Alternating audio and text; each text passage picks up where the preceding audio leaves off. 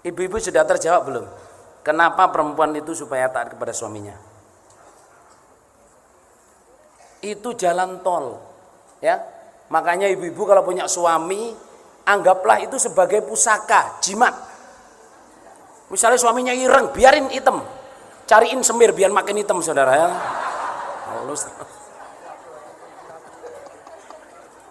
Keriting, biarin keriting, saudara. Kalau junub gampang, nggak basah. Jadi kalau saya ini junub, gini udah kering, saudara. Sesama keriting dilarang saling mendahului.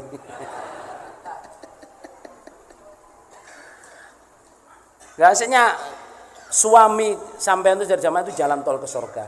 Cintailah suamimu. Kalau orang bule itu bilang, ya, dengarkan bapak-bapak ya. Do not marry the women who you love,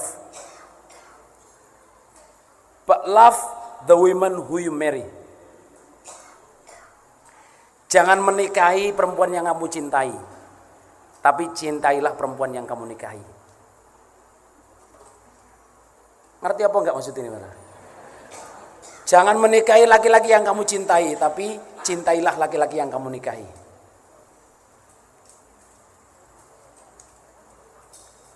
Nangkep apa mboten lho? Ini sebenarnya maknanya, saudara, maknanya itu apalagi kita jamaah, ada istikharah, ada qadar, ya. Maknanya itu kalau kita sudah menikah itu jodoh kita. Kalau kita sudah menikah itu jodoh kita. Lupakan tentang masa lalu. Artinya apa? Kadang orang itu harus menikah kepada laki-laki atau perempuan yang bukan cintanya. Bukan cinta pertamanya, atau bukan idamannya, atau bukan idealnya. Wis kadung tanda tangan ngono wis rapi. Lah kalau sudah dinikah berarti itu memang hasil istikharahnya, hasil doanya mulai kecil sampai tua sampai nikah itulah hasilnya. Cintailah suamimu, cintailah istrimu. Jadi kata-kata orang bule kelihatannya gurau, saudara, tapi jangan menikahi laki-laki yang kamu cintai, tapilah cintailah laki-laki yang kamu nikahi. Jangan menikahi perempuan yang kamu cintai, tapi cintailah perempuan yang kamu nikahi. Memang betul kalau sudah dinikah harus cintai, saudara. Segala sudut, meskipun biar asalnya langsing, saiki dadi langsung, ya tetap dicintai, saudara. Atau kebalikan, dulu asalnya langsung terus sekarang jadi langsing, ya tetap cinta ono. Kamu tuh saya nikahi dulu soalnya kamu itu semok, gendut. Soalnya ada orang itu laki-laki yang suka ya perempuan itu yang gendut tapi kelihatan langsing. Iya, gendut kelihatan langsing.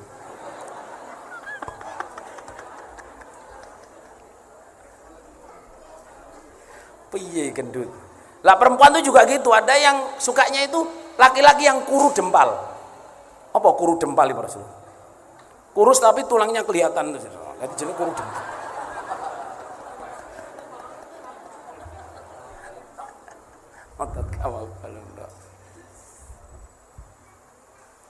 Saudara, untuk perempuan ya, Bapak Imam almarhum Haji Nur Hasan itu cerita.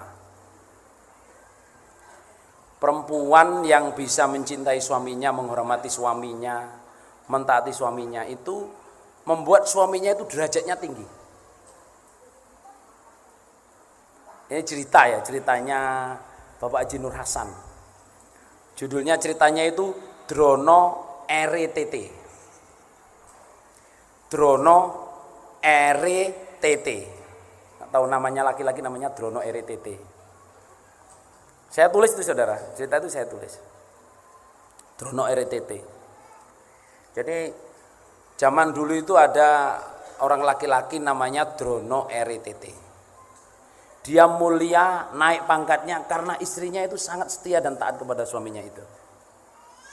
Jadi Drono RTT itu laki-laki yang penakut.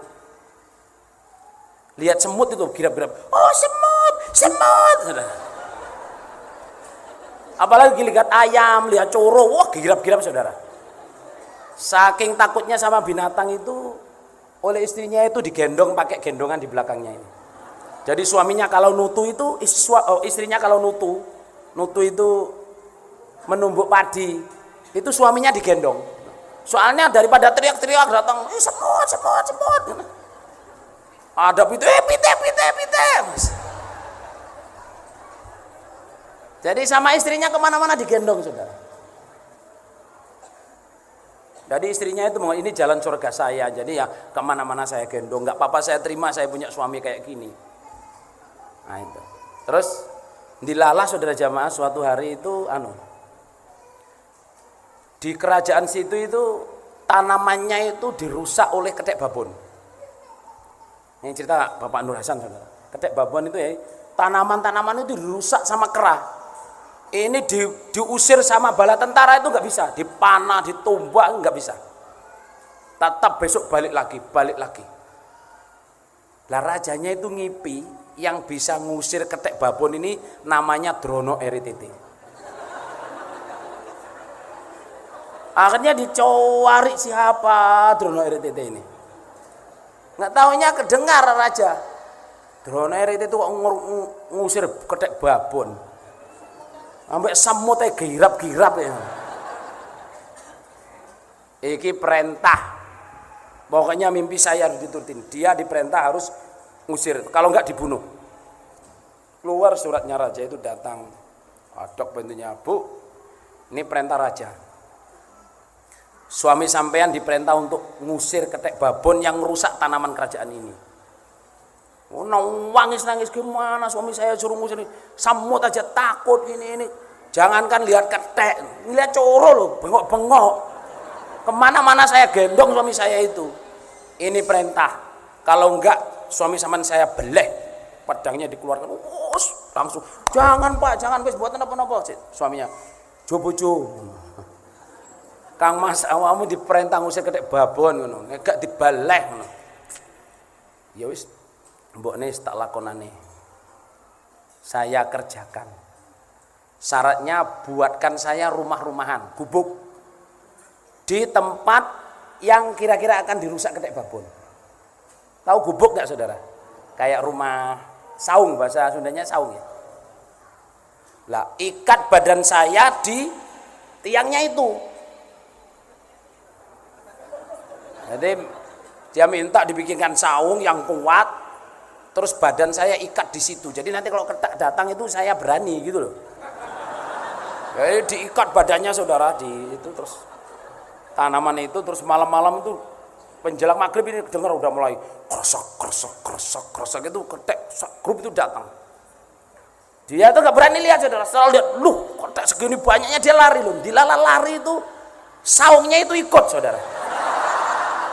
Lah lari kebingungan mau muter-muter situ saudara. Terus ketek babon ini ketakutan, lah ada orang kok bisa nyeret saung gini.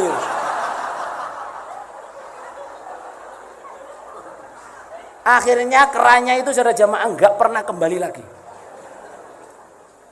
Terus si Drono RTT ini oleh kerajaan itu diangkat jadi salah satu panglima kerajaan.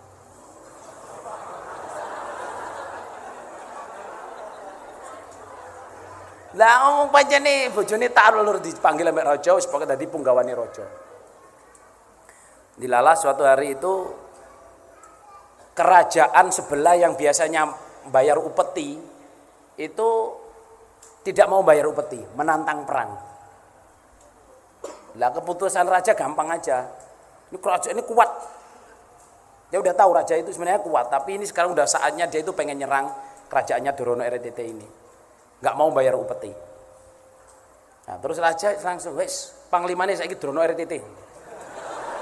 Sakti Mandraguna lho. Diperintah gitu ya kemeringet deh lho. Piye iki lho. Lah kalau jadi panglima jalan kaki apa naik kuda? Harus naik kuda. Naik kuda. Wah.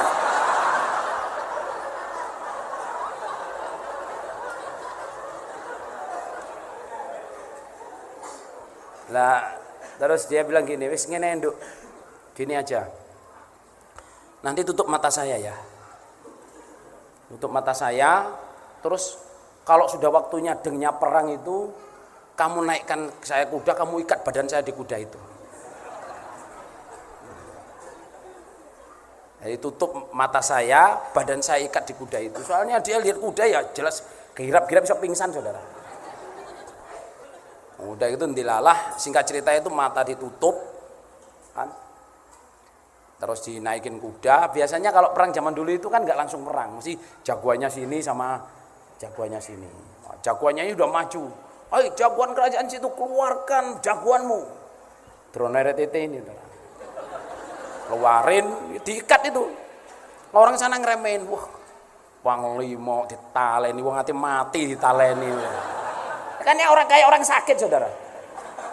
Dia pesen, nanti kalau sudah ngadepin itu, kamu sogok burungnya kuda ini biar lari. Jadi udah depan gini, ya pokoknya pesen, panglima saudara, pesen nanti sogok burungnya ya. Disogok burungnya, kudanya kaget saudara. Lari saudara, terus lari itu kan dia takut.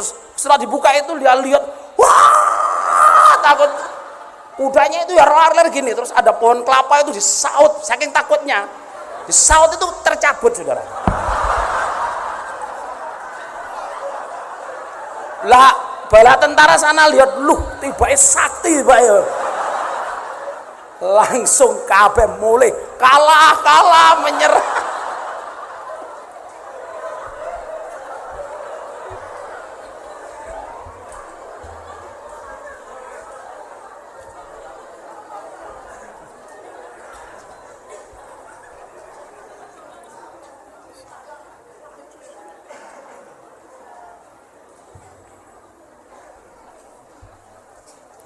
Itu cerita dari Bapak Haji Nur Hasan bahwa perempuan itu kalau mentaati suaminya itu Allah akan dinaikkan derajatnya terus. Dan suami itu kelihatan mulia saudara kalau ditaatin suaminya, dihormatin suaminya. Laki-laki ya berdekatan dengan laki-laki yang istrinya hormat, nggak canggung, ya taat nggak canggung, ngomongnya ya enak. Itu laki-laki itu mesti tanya, ini mesti punya rahasia ini, something. Tapi kalau laki-laki jumpa dengan laki-laki, istrinya itu nggak ada hormatnya, nggak ada taatnya, nggak ada ininya. Itu iki laki-laki opo gitu.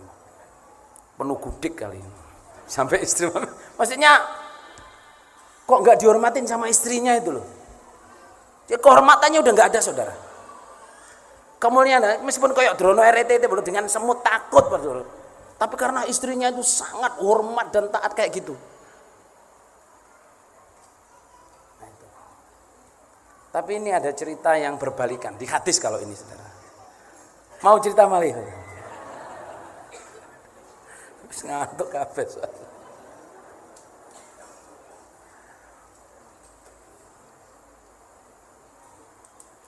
Saya udah baca hadisnya ini, cerita di kitab Khuluqul Mukmin.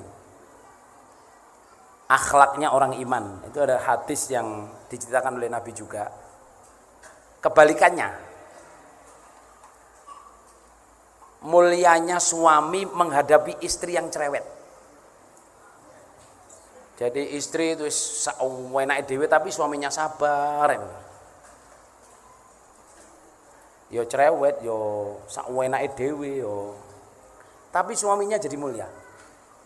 Jadi bukan karena istrinya nggak taat, tapi istrinya itu kan ada saja perempuan itu yang Masya Allah wis sawenake dhewe.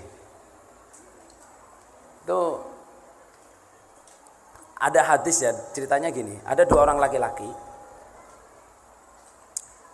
laki-laki yang berteman sejak kecil.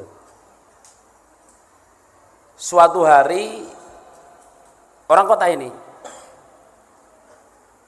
yang satunya ini tetap tinggal di kerajaan, yang satunya ini rumahnya di hutan.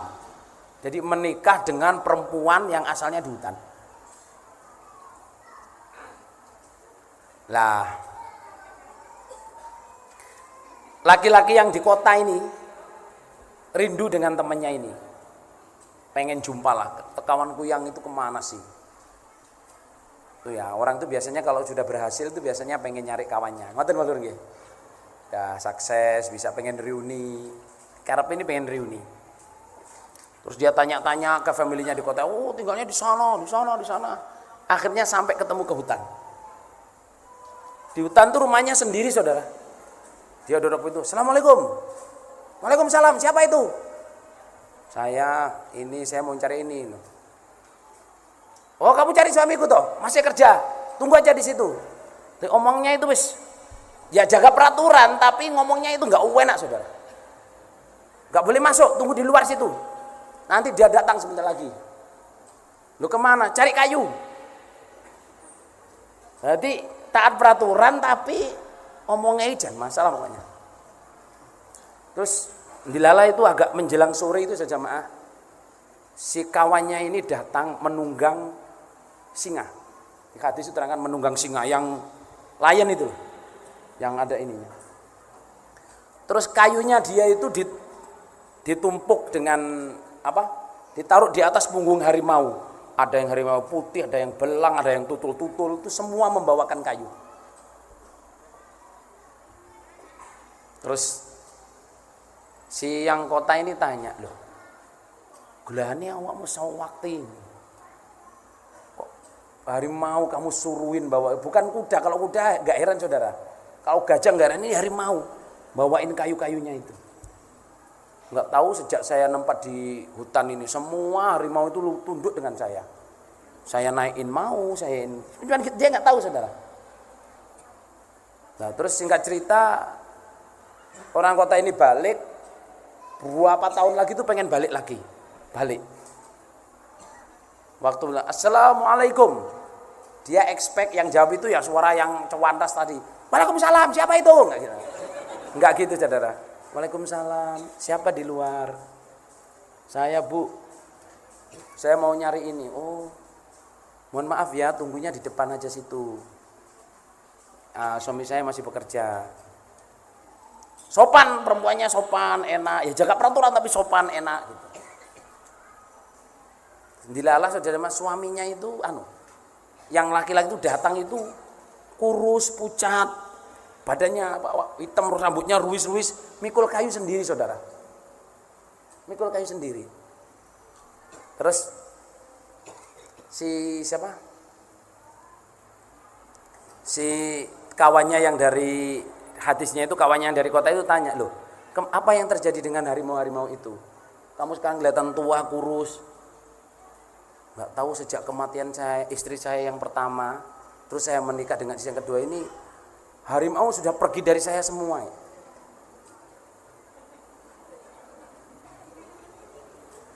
Nggak mau lagi saya suruh-suruh, saya naikin, nggak mau. Nah itu ternyata kesimpulannya sudah jamaah.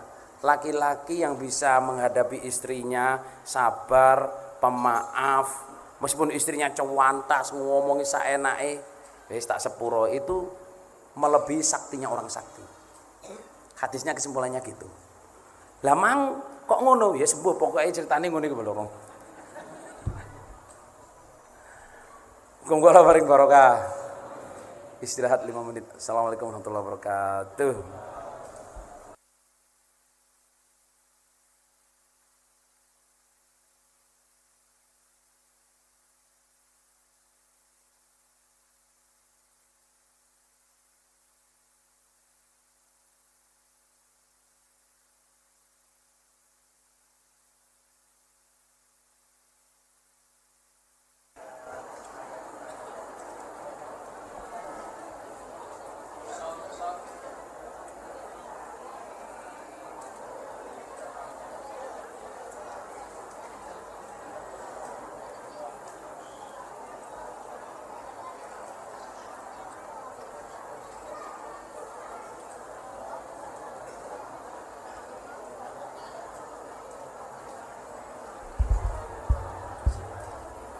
Tes. Amal soleh berdiri semua. Amal soleh berdiri semua. Ibu-ibu berdiri ya.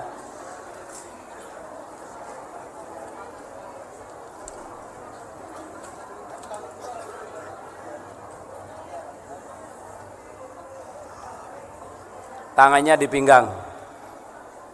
Diongkek-ongkek kepalanya. Diongkek-ongkek pinggangnya.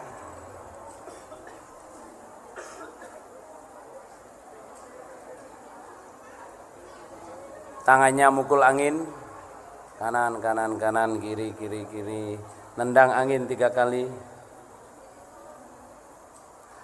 Amal soleh teman depannya dipijitin.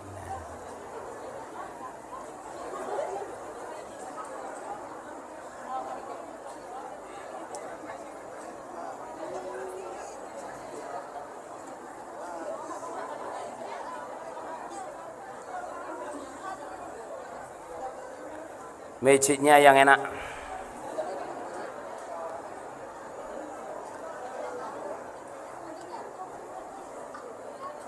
Di balik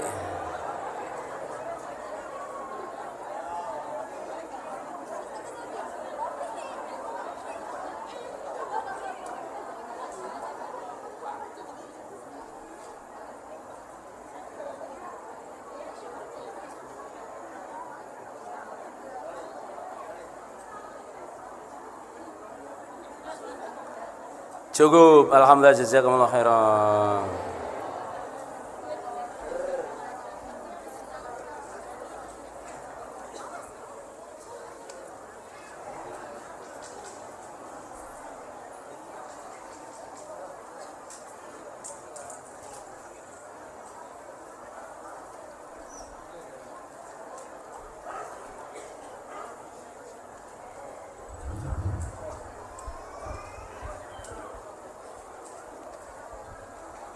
Secara jamaah, bismillahirrahmanirrahim, alhamdulillahirabbil alamin, asyhadu an la ilaha illallah, asyhadu anna muhammadan abduhu wa rasuluhu sallallahu alaihi wasallam wa ala alihi wa ashabihi amma ba'da. Ya jamaah, saya akan membahas masalah jamaah.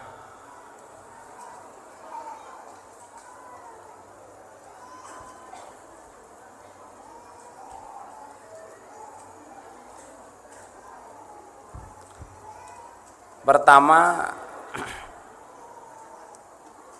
kenapa kita harus berjamaah?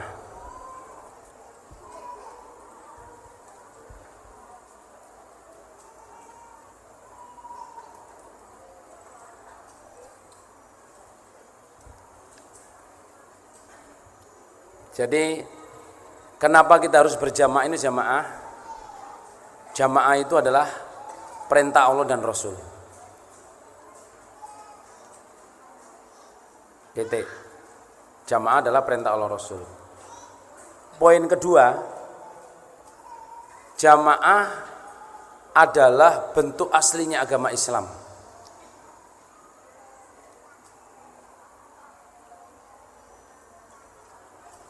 Poin ketiga,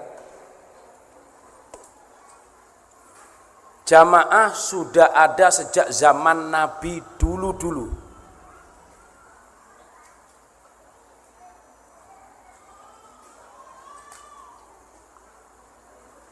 Yang tertulis di Quran itu sudah sejak zaman Nabi Nuh. Semua agama itu adalah sejak zaman Nabi Nuh atau semua nabi itu agamanya Islam. Dan yang tercatat sejak zaman Nabi Nuh itu sudah mengerjakan berjamaah.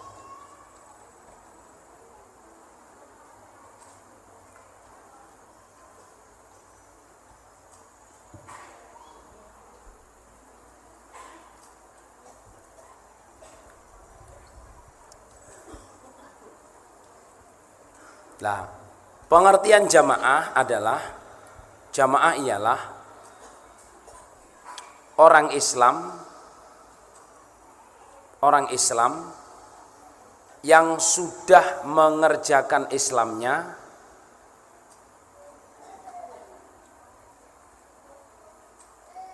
yaitu syahadat, sholat,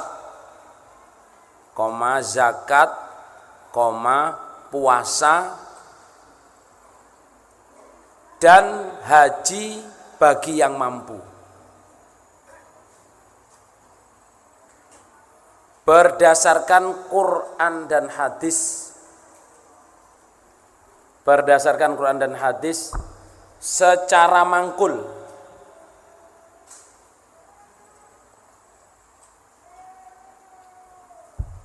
diteruskan dengan beramir, berbaiat, bertoat karena Allah, yaitu karena ingin masuk surga Allah, selamat dari neraka Allah.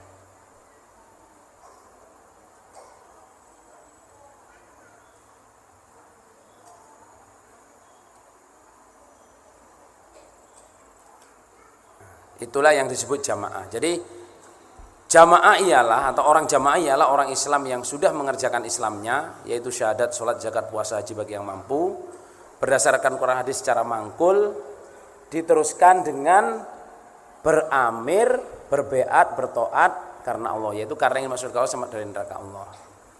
Kalau mau diperinci poinnya ditulis ya. Yang pertama, jamaah itu yang pertama harus Islam. Rinciannya yang supaya gampang, supaya mudah hafal. Pertama harus Islam, ya. Yang nomor 2, dasarnya Quran hadis. Yang ketiga harus mangkul.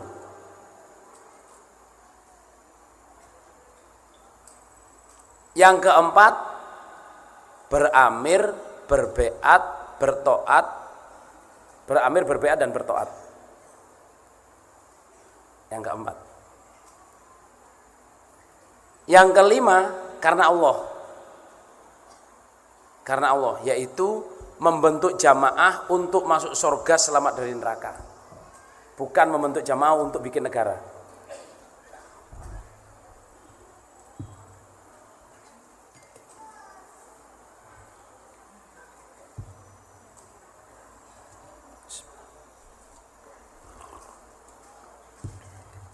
Amat boleh mas, berdiri mas. Baca keras-keras definisinya orang jamaah. Bismillahirrahmanirrahim.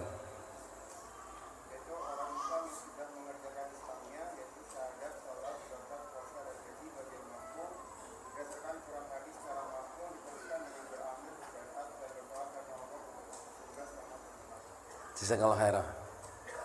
Kamu Jardi. Ya, Jardi ya. Hah? Sama.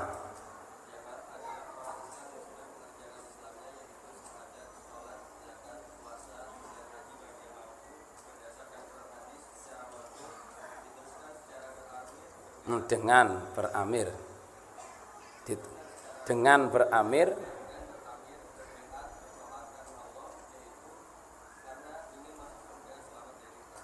sehingga poinnya apa? Poinnya orang jamaah itu kalau dirinci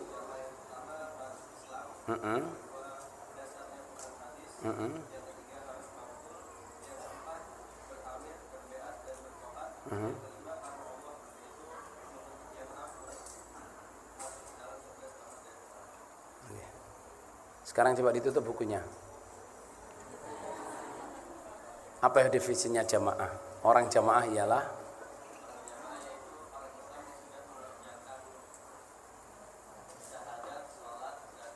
mengerjakan Islamnya, yaitu syahadat,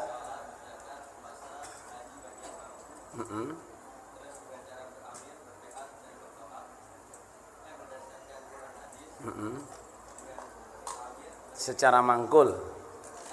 Jangan lupa mangkul ya.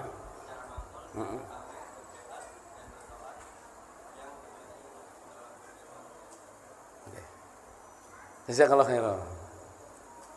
Ayo mas, kamu yang kacamata coba berdiri. Dibaca yang keras definisinya orang jamaah.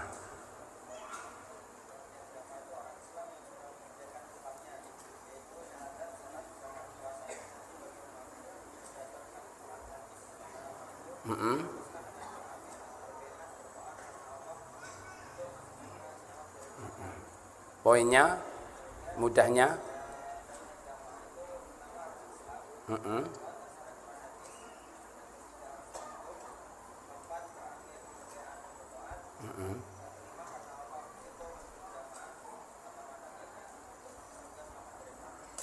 Good. Coba disebutkan tanpa lihat tulisan. Orang jamaah ialah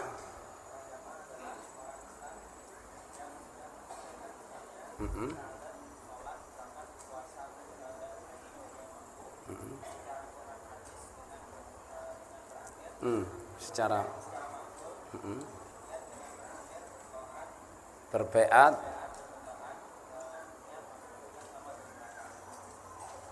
jazakallahu khairan. Was good man. Insyaallah semua hafal ya. Hafal nama buatan nih. Ke Mas sing jaketan nih. You man. Coba dibaca, bismillahirrahmanirrahim.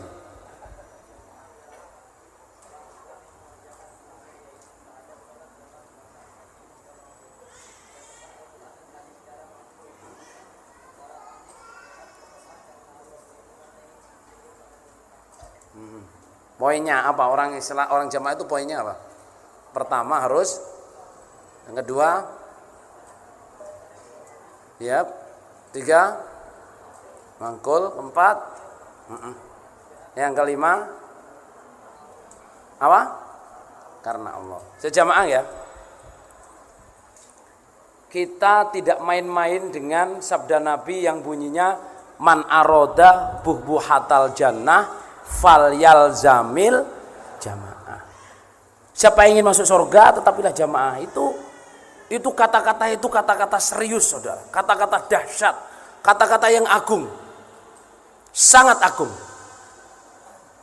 Makanya ini Bapak Imam almarhum Haji Nur Hasan membuat definisi. Saya sudah menemukan definisinya para tabiin. Sahabatnya tabiin ternyata mereka menulis itu, jamaah itu apa? Ternyata ditulis. Jadi Bapak Imam memberikan pengertian seperti itu enggak ngawur. Beliau mangkul dari guru-gurunya.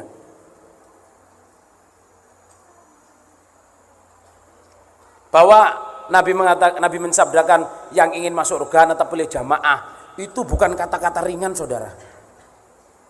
Berarti jamaah itu sesuatu yang sangat istimewa. Apa istimewanya? Pertama, orang Islam. Yang kedua, dasarnya harus Quran hadis. Jadi kalau orang cuma ngaku Islam, dasarnya nggak Quran hadis, bukan jamaah. Sudah Islam, sudah Quran hadis, kok nggak mangkul? Itu syaratnya berarti gugur. Harus mangkul. Nanti di perjalanan akhirat, mudah-mudahan sore ini atau malam ini bisa saya mangkulkan tentang perjalanan akhirat, saudara. Sangat penting itu. Nah, itu. Lah, sekarang ngaku jamaah, sudah Islam, sudah dasarnya Quran hadis yang mangkul, tapi tidak beramir, berbeat, bertoat. Itu juga Nabi tidak mengatakan itu sebagai orang jamaah. Karena apa? Ngaku jamaah tapi nggak punya amir. Punya amir tapi nggak mau beat. Beat tapi nggak mau taat. Dia bukan orang jamaah dan nggak bisa masuk surga. Saya jamaah ya. Jangan main-main tentang kata jamaah. Yang seperti saya terangkan kemarin tentang dasar-dasar ibadah. Tadi pagi apa kemarin? Tadi pagi ya? Kemarin sama tadi pagi. Setan gundul, ndas ireng, Bro. Mengatakan mau masuk surga nggak perlu jamaah. Kan ada yang ngomong gitu kan? Bukan hanya orang jamaah yang bisa masuk surga, meskipun nggak jamaah bisa masuk surga. Well, Nabi mensabdakan kalau ingin masuk surga, tetapilah jamaah. Dan jamaah ini nggak main-main, saudara. Bukan perkara ringan. Karena apa? Dengarkan ini ya. La yahillu damu mri'in muslim hatta yashhadu alla ilaha illallah wa anni rasulullah. La yahillu damu mri'in muslimin yashhadu alla ilaha wa anni muhammadur rasulullah. La yahillu damu mri'in muslimin yashhadu alla ilaha illallah wa anni rasulullah illa bi ihda thalath. Jadi tidak boleh dibunuh orang Islam yang sudah bersaksi bahwa tidak ada Tuhan kecuali Allah dan Muhammad adalah utusan Allah, kecuali kalau mengerjakan tiga hal. Kecuali kalau mengerjakan tiga hal. Yang pertama apa? As-sayyibuz zani. Suami atau istri, orang yang sedang bersuami istri atau pernah bersuami istri berzina, itu harus diranjam. Hukumnya harus dibunuh. Yang kedua, wan nafsu bin nafsi. Orang jamaah membunuh orang jamaah, itu harus dibunuh. Boleh dibunuh kalau kecuali keluarganya menghalalkan. Yang ketiga ini saudara jamaah yang sadis. Wattariku lidini, orang yang keluar dari agama Islam. Apa itu? Nabi menerangkan al-mufariqu lil jamaah, orang yang tidak mau jamaah, Orang yang keluar dari jamaah itu berarti enggak Islam lagi. Biarpun syahadat, biarpun sholat, biarpun zakat. Sampai Nabi mengatakan wa in shola wa soma wa za'ama annahul muslim. Meskipun dia sholat dan puasa dan dia menyangka dirinya itu Islam, dia bukan orang jamaah, dia bukan orang Islam dan dia masuk neraka. Karena wa itu Allahi ma'al jamaah wa man syadza ilan nar. Sampai Ibnu Mas'ud mengatakan ya, menafsirkan hadis Nabi yang wa in duriba dhahruka wa ukhidha maluk. Meskipun punggungmu dipukul, hartamu diambil, fasma'u ati. Kamu harus tetap mendengar dan taat. Itu Abdullah bin Mas'ud menerangkan karena mempunyai imam yang sadis, mempunyai imam yang garang jauh lebih baik daripada tidak berjamaah. Karena kalau mempunyai imam itu jamaah, kalau tidak punya imam enggak jamaah. Dan para sahabat sudah jamaah ya zaman Muawiyah. Abdullah bin Tariq sudah jamaah. Zaman Muawiyah itu zaman fitnah, fitnah besar. Mendirikan keamiran yang Ali sudah jadi amir sampai Ali terbunuh. Itu kan wah, kalau ukuran mendirikan saingannya Ali, mendirikan keamiran terus sampai Ali terbunuh di perang Siffin ya, bukan perang apa itu yang matinya Ali itu, perang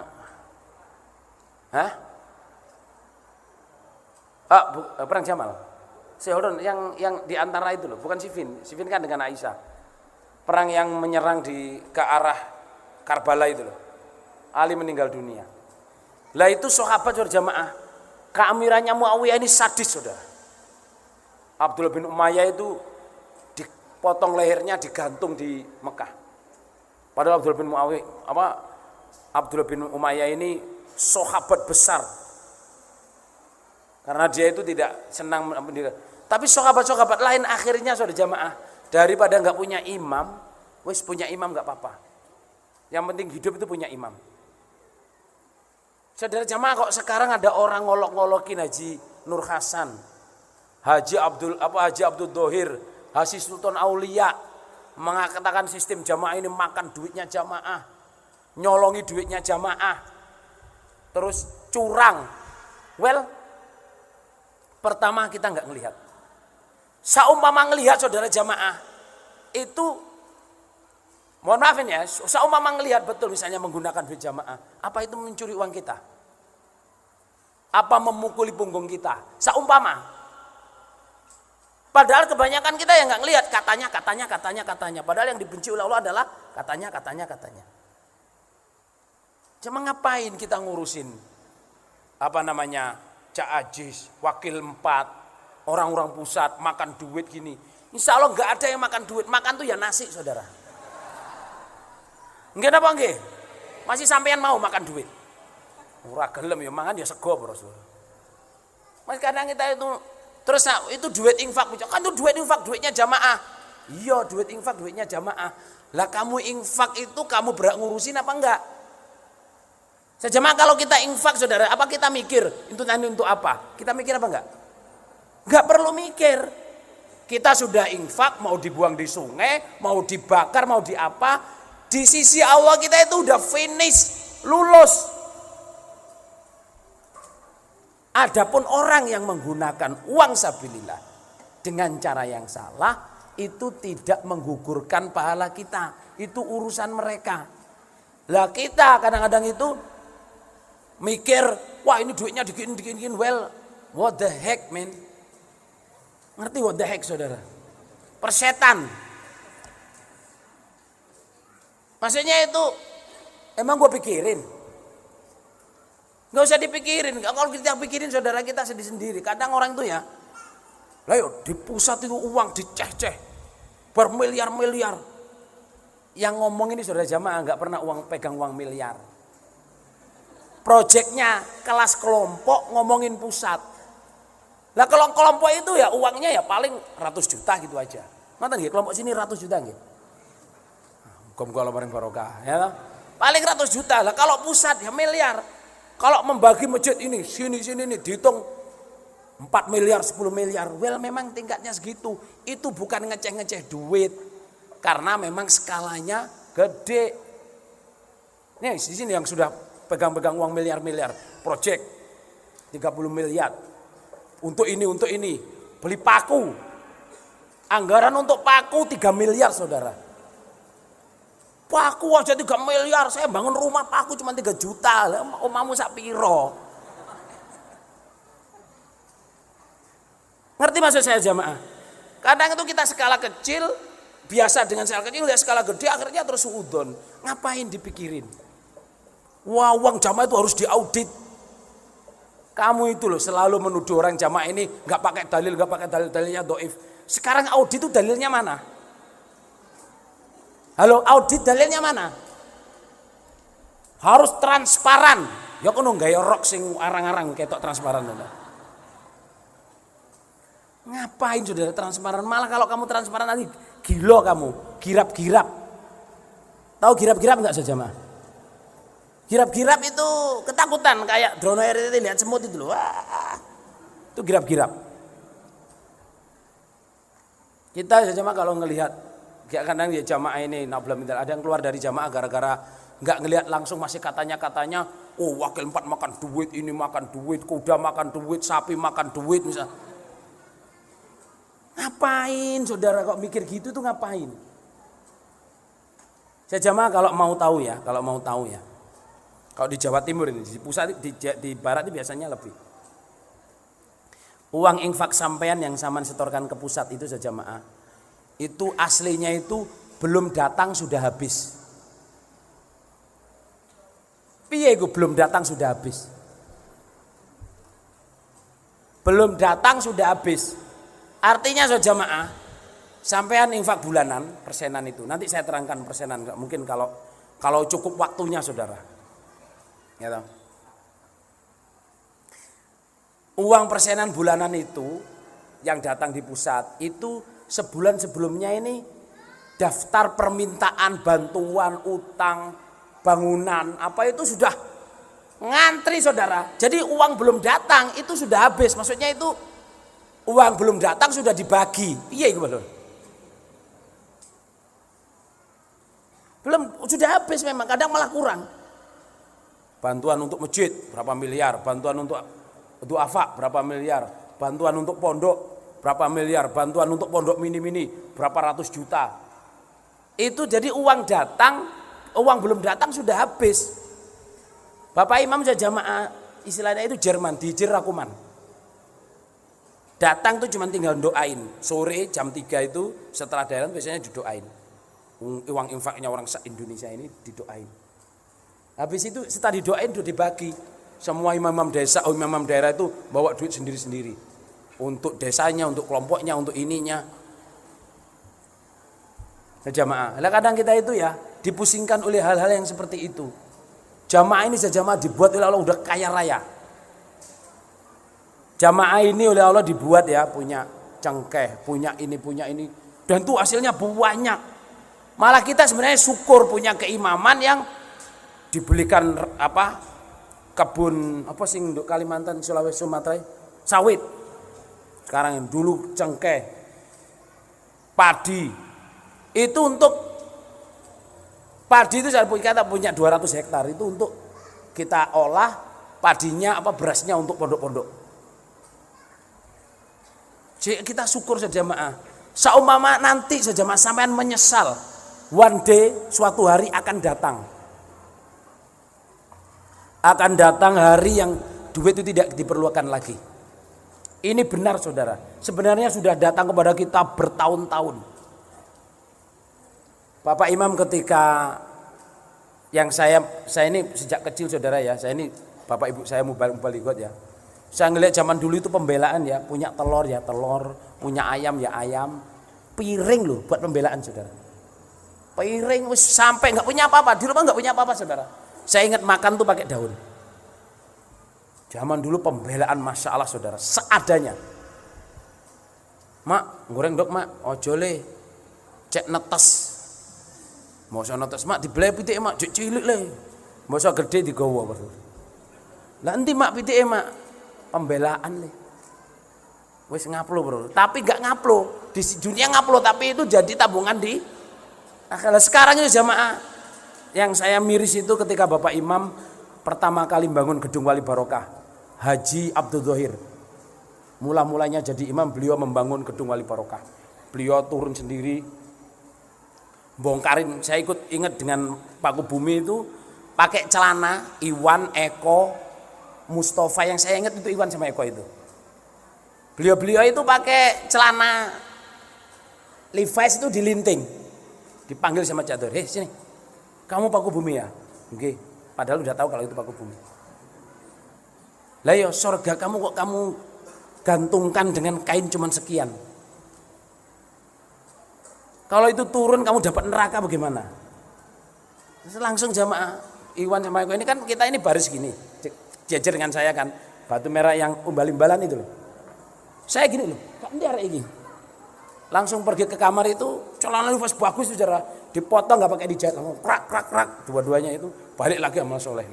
Lapo hok, saya panggil Eko itu hok. Lapo hok, celana aku cek gantung neraka. Lah amirnya yang ngomongin, lah ya surga cuman kamu gantungan segini, kalau turun tuh ke neraka itu.